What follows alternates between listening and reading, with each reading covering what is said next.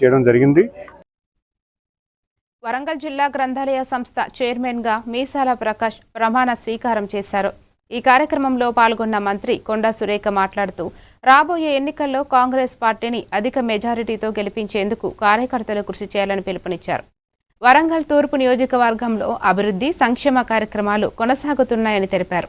పార్టీని ప్రజల్లోకి తీసుకువెళ్లాలని కార్యకర్తలకు సూచించారు. పార్టీని నమ్ముకున్న వారికి తప్పకుండా గుర్తింపు లభిస్తుందని మీసాల ప్రకాష్ అన్నారు. గ్రంథాలయ సంస్థకు తెలంగాణ గ్రంథాలయ చట్టం 1960లోని సెక్షన్ 10 ప్రకారంగా చైర్మన్ గా నియమితులైనందున పదవీ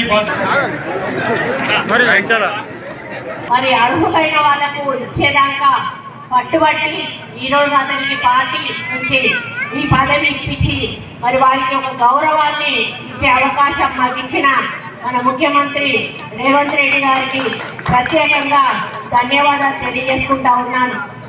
మరి ఈరోజు కాంగ్రెస్ పార్టీ కోసం పనిచేసే ప్రతి కార్యకర్త కూడా మరి ఎంతో కొంత ఆశపడతారు, కానీ అందరికీ కూడా అవకాశాలు రావు. ఇద్దామన్నా కూడా మనకు పదవులు తెలియజేసుకుంటూ మరి ముఖ్యంగా చెప్పాలంటే ఆ కనకదుర్గమ్మ ఆశీస్సులతో మా కొండా దంపతుల సహకారంతో మన గోపాల్ అభినారాయణ సహకారంతో ఈరోజు ఈ యొక్క గ్రంథాలయ చైర్మన్గా నన్ను నియమింపజేసింది.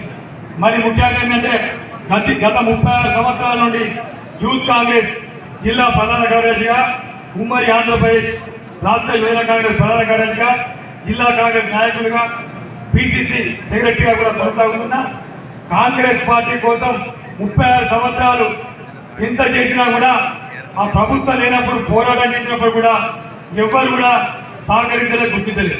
మా కొండా దంపతులు